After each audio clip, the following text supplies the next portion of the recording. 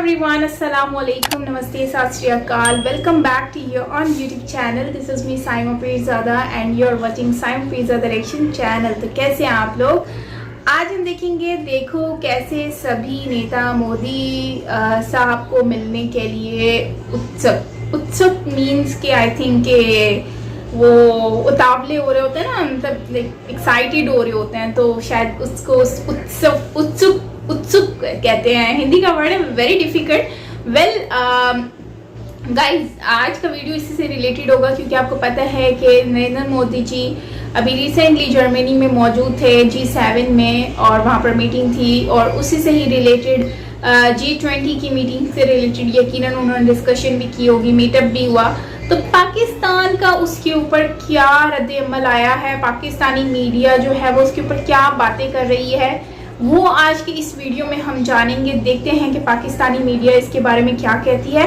बाकी ओवरऑल काफ़ी interesting video होगा, नॉलेज मिलेगी हमें भी। और चलते हैं वीडियो की तरफ और देख लेते हैं इस वीडियो को। ओरिजिनल वीडियो का लिंक आपको नीचे डिस्क्रिप्शन में मिल जाएगा, सो आप वहाँ से देख सकते हैं। और अगर मेरे चैनल पर न्यू है तो सब्सक्राइब करना मत भूलिएगा। So let's start the video. खासतौर पे इंडिया जो कि हमारा एक आर्क राइवल है, उसको दुनिया की ग्लोबल स्टेज के ऊपर बहुत ज़्यादा पज़िराई मिल रही है। नरेंद्र मोदी साहब जो हैं जपियाँ डाल रहे हैं, जो बाइडेन के साथ भी डाल रहे हैं, एमैनुअल मैक्रोन के साथ भी डाल रहे हैं, जस्टिन ट्रूडो के साथ भी डाल रहे हैं।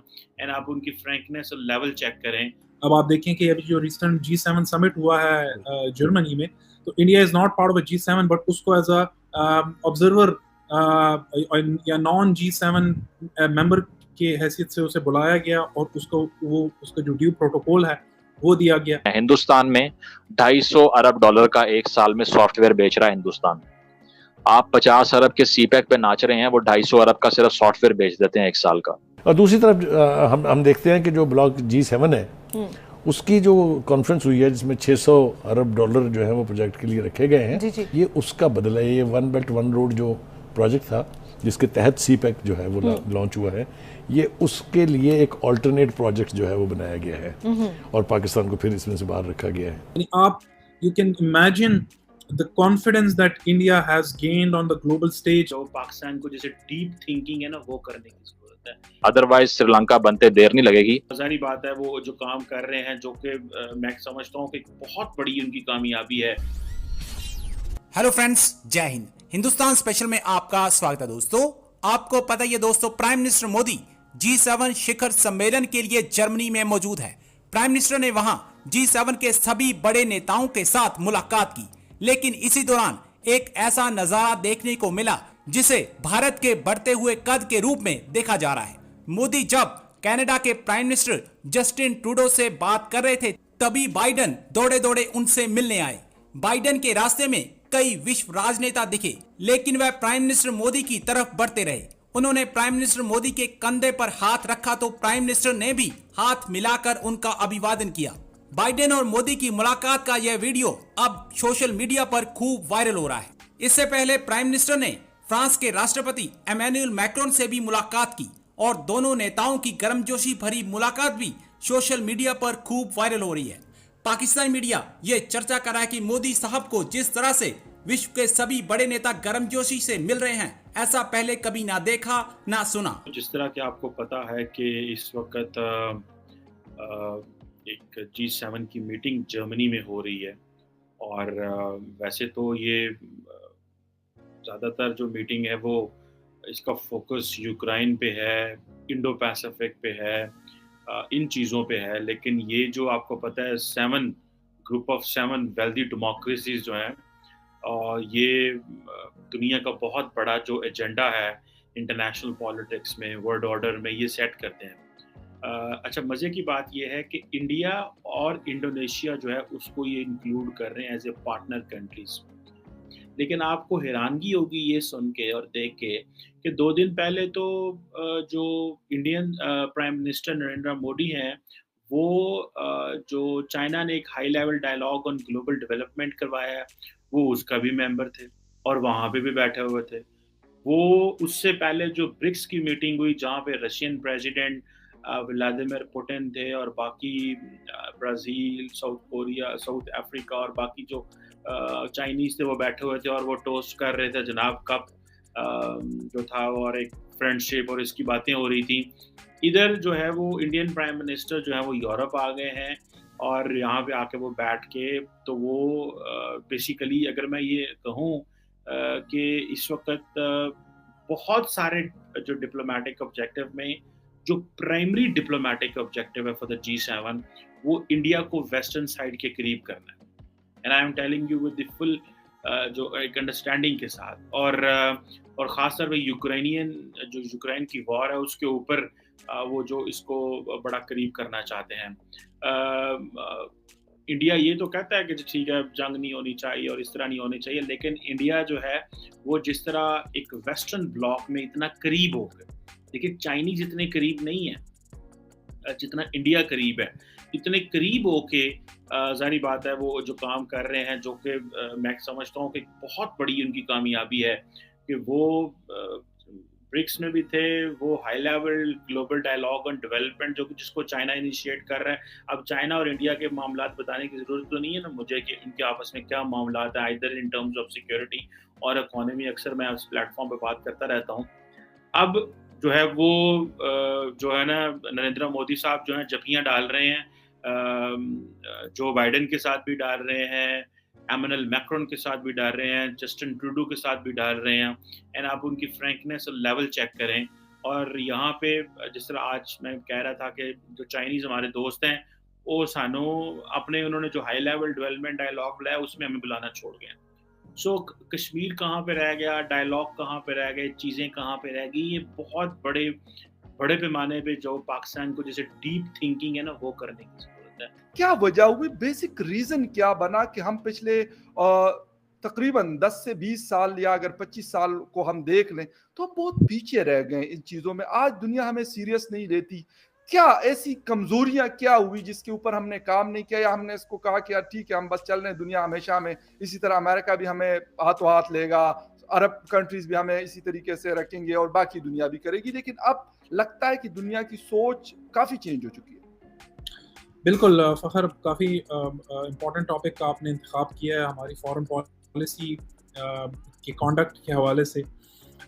जैसा कि आपने जिक्र किया कि हमारी फॉरेन अफेयर्स में हमने काफ़ी वीकनेस शो की है जब हम देखते हैं, उसका मुकाबला करते हैं अपनी नेबर्स के साथ, ख़ास तौर पे इंडिया जो कि हमारा एक आर्क राइवल है, तो उसको दुनिया की ग्लोबल स्टेज के ऊपर बहुत ज़्यादा पज़ीराई मिल रही है।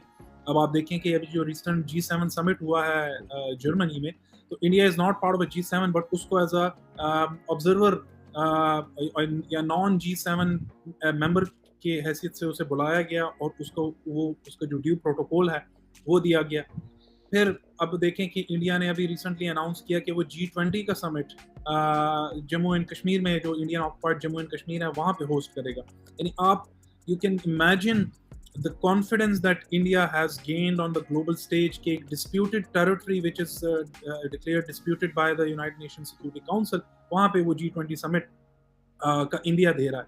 अब इन सब चीज़ों की वजूहात क्या है? Why is India making so much progress on the foreign affairs front and हम क्यों पीछे रह गए हैं?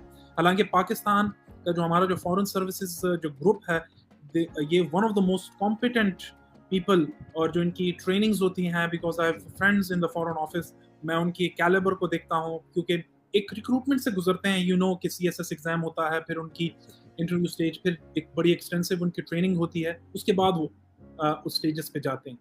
अब देखें उसमें काफ़ी वजूहात है कि हमारी क्यों फॉरेन पॉलिसी हम लैग कर रहे हैं इंडिया से। एक तो उसमें थोड़ा सा जो हम अगर देखें तो हमारे जो कुछ सर्कमस्टांसेस रहे हैं पाकिस्तान के, तो उसका एक बड़ा रोल रहा है, ख़ास तौर पे in the aftermath of the 9/11 जब हम we were caught in the war of terror, तो उसमें हमारे पास अपॉर्चुनिटीज़ भी थी कि हम कैपिटलाइज कर पाते अपनी डिप्लोमेसी को as a non NATO, as a front line non NATO ally of the United States. दोस्तों ये हमारा आज का वीडियो था जिसमें हमने देखा कि पाकिस्तानी पब्लिक जो है वो इस वक्त मीडिया जो है वो बहुत ज़्यादा परेशान है, क्योंकि जाहिर सी बात है वो परेशान होंगे उसकी परेशानी की एक वजह ये भी है कि पाकिस्तान में जो है ना अब पाकिस्तान तो यहाँ पर कहीं कहीं दूर दूर तक आपको नज़र नहीं आता, ना G7 में नज़र आता है, ना G20 में नज़र आता है, कहीं पर भी आपको नज़र नहीं आता। लेकिन फिर अगर हम वैसे ही देखें तो पाकिस्तान का कश्मीर से रिलेटेड लिंक जो है ना वो बहुत ही ज़्यादा इस टाइप का है कि मतलब वो दुखती हुई आप कह सकते हैं, रग कह सकते हैं। लेकिन अब क्योंकि कश्मीर में इस तरह से मीटिंग कराना, वो भी G20 की, जिसमें वर्ल्ड लीडर्स जो हैं वो वहाँ पर आएंगे, और जाहिर सी बात है उससे जो है वो बहुत ही गहरा इम्पैक्ट पड़ेगा। इंटरनेशनल मीडिया जब दिखाएगी और सारी सिचुएशन, तो उससे पता चल जाएगा कि भाई कश्मीर में क्या सिचुएशन है। उससे लोगों की परसेप्शंस जो है ना वो बहुत ही ज़्यादा चेंज होने वाली हैं। तो इस वजह से जाहिर सी बात है पाकिस्तान की मीडिया हो चाहे पाकिस्तान की गवर्नमेंट हो, तो सब लोग ही इस चीज़ को लेकर बहुत ही ज़्यादा परेशान होकर बैठे होंगे। यकीनन समझ जाएं आप, परेशानी तो बनती है। अगर हम वैसे देखें तो नरेंद्र मोदी जी वहाँ पर गए हैं और जिस तरह से वहाँ पर सबसे मुलाकात कर रहे हैं, उन लोगों से डिस्कशन कर रहे हैं, इतने क्लोज हो जाना, उनसे बात करना, उन लोगों के साथ इतने अच्छे रिलेशन डेवलप करना, आप खुद आइडिया लगा लें कि नरेंद्र मोदी जी का रिलेशन और फ्रेंडशिप किस तरह की है फॉरेन कंट्रीज़ के साथ और स्पेशली यूरोपियन कंट्रीज़ के साथ। और ये वो कंट्रीज़ हैं जिनके साथ इंडिया जो है वो अपने रिलेशन अच्छे बनाकर आने वाले वक्त में बहुत ही ज़्यादा इनसे फ़ायदा भी उठा सकती है। और कश्मीर में जैसे इन्होंने एक प्लान बनाया है G20 का, तो यकीनन इससे बहुत ही गहरा असर भी पड़ेगा। जब ये यूरोपियन कंट्रीज़ के लोग आएंगे, यहाँ पर विज़िट करेंगे, मीटिंग करेंगे, तो उससे काफ़ी गहरा असर भी पड़ने वाला है। बाकी रशिया के साथ भी इन्होंने काफ़ी अच्छे रिलेशन बना रखे हैं भारत ने, और शायद यही रीज़न है कि इंटरनेशनल लेवल पर जो है भारत का इतनी वैल्यू भी है, इतनी रिस्पेक्ट भी है, क्योंकि इन्होंने हर किसी के साथ अपने जो रिलेशन है वो बहुत ही अच्छे स्ट्रॉन्ग बना रखे हैं। और शायद पाकिस्तान को भी इस पे रद्द अमल करने की बहुत ज़रूरत है। मैं कहती हूँ पाकिस्तान को इस पे फोकस करना चाहिए ताकि आने वाले वक्त में पाकिस्तान का भी भला हो सके, पाकिस्तान का भी जो है ना वो अच्छे रिलेशन डेवलप हो सके। लेकिन प्रॉब्लम यहाँ पर ये आती है कि पाकिस्तान जो है ना उसकी यहाँ के जो लोग और यहाँ पे जो गवर्नमेंट संभाले बैठे हैं वो लोग अगर रिलेशन अच्छे बनाएं तो आने वाला वक्त जो है वो काफ़ी बेहतरीन हो सकता है। हमारे लोगों ने आइसोलेट कर लिया खुद को, पाकिस्तान को बिल्कुल आइसोलेशन में ले गए हैं, क्योंकि पाकिस्तान अगर सेपरेट रहेगा तो पाकिस्तान के साथ ये सारी प्रॉब्लम्स आती रहेंगी। तो आई बिलीव कि पाकिस्तान को अगर आगे लेकर चलना है तो इनको भी इन यूरोपियन कंट्रीज़ के साथ और इन लीडर्स के साथ बेहतरीन रिलेशनशिप बनाने की बहुत ज़रूरत है। आज पाकिस्तान बिल्कुल अकेला है, एक साइड पर है, और भारत उन तमाम महफिल में मौजूद है। हालांकि अबू धाबी जैसी कंट्री में, मतलब UAE में गए हुए, अबू धाबी में अफसोस का इजहार कर रहे हैं और ये सारी चीज़ें, तो इससे यही आइडिया होता है कि इनके रिलेशन भारत मौका नहीं छोड़ता कहीं पर भी अपने अच्छे रिलेशन डेवलप करने के लिए, जो कि आई थिंक कि पाकिस्तान को भी करना चाहिए, लेकिन पाकिस्तान नहीं कर रहा, तो जिसकी वजह से हमें इन चीज़ों से बहुत ज़्यादा नुकसानात भी उठाने पड़ रहे हैं। तो गाइज़ आपका क्या कहना है इसके बारे में ज़रूर शेयर करना कमेंट सेक्शन में। बाकी मिलते हैं नेक्स्ट वीडियो के साथ, अपना बहुत सारा ख्याल रखिएगा। Till then take care, bye bye.